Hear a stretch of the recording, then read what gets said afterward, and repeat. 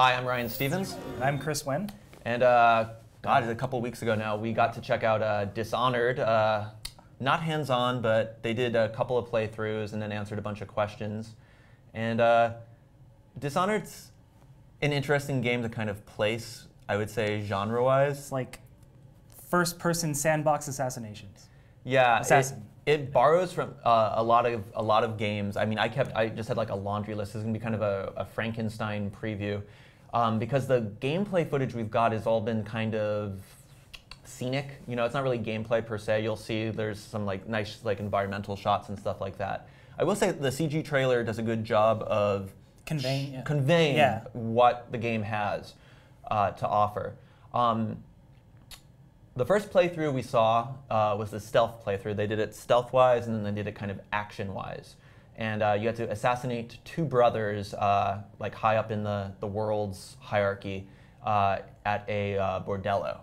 And I think this is probably the one that you enjoyed more, being a stealth fan. Stealth, yeah, I like the stealth a lot. You know, being able to just kind of like port around was pretty cool. Yeah, there's an ability called Blink, and it's technically not teleporting. I'm pretty sure you can't go through solid matter. Yeah, you're just. But it happens pretty instantaneously, and it kind of puts a little, like a waypoint marker. If you've ever played games where you have squad mates, and you can kind of place it within a certain range, and you can kind of warp right there, which leads to the kind of even though it's a first-person game, there's a kind of a verticality to it. So like a lot of running on rooftops, scoping things out from above, trying to find the best way into this the bordello.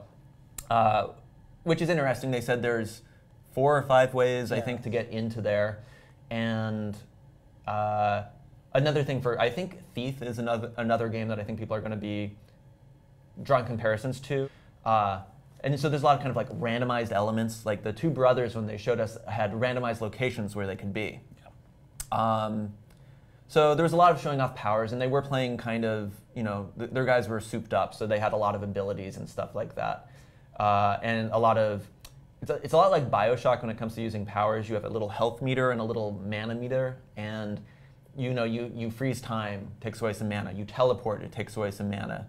And you regain it by like using potions of sorts. Yeah, so it's kind of like the plasmids and the blue tonics that you'd use.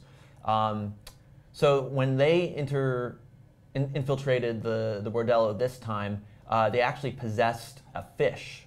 And that's an ability you can have. You can possess humans later on, and in this they actually did. But it's an ability you can power up. There's all the abilities seem to have 2 tiers. We talked about how you could stop time. You can also slow it down as the first step of that tier. So the possessing the fish, that kind of reminded me of Geist, if anyone ever played Geist. And they were possessing fish and rats, and humans. But you have limited abilities, but you know, people won't care about you so much. But they did say like guards will have AI routines, but you know, they'll respond to things. So if they see a rat, they may come and try to stomp you. And it is you. It's not like you're doing mind control and you're leaving your own body. Yeah, it's not a remote control. Yeah, you are that fish. You are that rat. You are that person. The other example they gave was you could jump off you could possess someone and make them jump to their death, and then you could exit their body at the last second, so that impact wouldn't be so great on you. So there's a lot of playing around with the abilities. It seemed. For example, like one of the abilities, like the slow time, they were describing how some people would slow time as soon as like a rifle would go off, and they would slow the time, possess the person that fired the shot, walk them around while the shot is in midair, and then like get out of their body and let time go again, and they essentially shoot themselves. Yeah, I think they said there's going to be a handful of suicide achievements and trophies. So once they actually made it into the bordello, this was the stealth play. Then there was the two brothers, so there was eavesdropping on guards, looking through keyholes. You saw that in the trailer, and you can hear conversations, and they're like, "Oh, he's in the steam room." So one of the guys was with a lady of ill repute. Yeah. Let's keep things PG. And he was talking to her, and he snuck in and turned like the steam valve and actually like blanched him or boiled him to death. Then the other brother, I think these are like upper class, they're wearing like ascots and stuff like that. He was with a girl, and he was like abusing her, and he possessed the guy, and we thought he was going to actually jump him to his death, but he kind of possessed him, walked him out of the room, and the whole time the prostitute's like, what's going on? There is a lot of response a lot of, in what the vertical demo slice we saw, there was a lot of character to what was happening. And then he kind of just stabbed him in the back. And he threw him over the edge, if I remember correctly, as well. I think so. Yeah, afterwards. So like Thief, you can also hide bodies, drag bodies around. For people who find that annoying, there's an ability you can actually acquire that makes bodies kind of dissipate into dust, which we didn't actually get to see, but it sounded cool because I like the idea of hiding bodies, but I think it can be somewhat annoying. Yeah, it becomes a chore after a while, right? Yeah.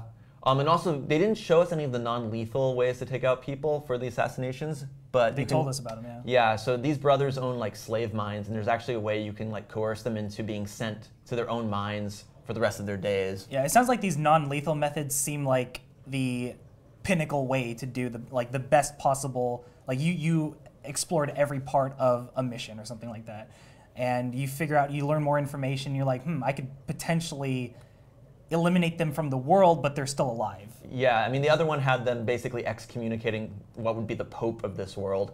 And the world isn't Earth, but it's wrapped into an imagination, an amalgam of like Victorian London with like whaling and a little bit of sorcery. In the trailer, there's that kind of guy who comes into your prison cell as like a representative of the outsider, who's kind of like this like mystical force who kind of bequeaths you. The story is you're a bodyguard for the Empress, and she gets killed, and you're framed, and now you're getting, so that's where Dishonored comes from. I'm still not the biggest fan of the title of the game, but, and that's you kind of, getting your vengeance on the people that have wronged you. I think it seems like there's some sort of conspiracy, and then there's more set up with like there's a plague going on, and it's the government's kind of authoritative. You can kind of see that in the trailer as well with the tall boys. Those are the guys in the weird like mechanical walkers taking their vengeance. Strider kind of. Yeah, so felt like a Strider. They watched Hunger Games and they really like bows and arrows, so they like shooting dudes. But after you kill your marks, you have to escape, and that's when the game got a little more, for even the stealth play, got a little more hectic. The guys who made this game, Arcane, they did Dark Messiah of Might and Magic, which is a game I really actually did enjoy, even though I know that it has a couple detractors out there. The sword play is kind of out of that, out of there. And for anytime you're doing anything first person that's not shooting, you're always kind of putting yourself out there. Mirror's Edge, Xenoclash, but sword fighting first person, it worked pretty well. You're kind of locked on, you kind of have your parries and stuff, and you can see some of the systems from Dark Messiah of Might and Magic being right in there. There was these kind of really grotesque kills that come from when you get enough adrenaline, which is right out of Dark Messiah of Might and Magic. There were some guns. The enemies had guns, and you can shoot stuff. You seemed pretty frail. I think this is kind of like, it also reminded me a lot of Deus Ex, where this is a game where you can go running and gunning, as they especially showed us the second time. But you can die pretty quickly. You can definitely want to be safe. It looked like you could get wiped out pretty quickly. And it looks like it's not regenerating health. If I remember, you have to, like BioShock, apply health upgrades to yourself. And also like BioShock, it's not really a hub open world. It's a game of levels, but the levels are sandboxy. Yes, like as we've kind of said, there's a lot of ways to get into places. You'll be rewarded for exploring, like, they said there was like rare barnacles and sea flowers that you can fence. You can steal things when you're in places and sell these for charms that will augment your own abilities. So you have all these, there's gadgets, there's magic, and then there's straight up weaponry.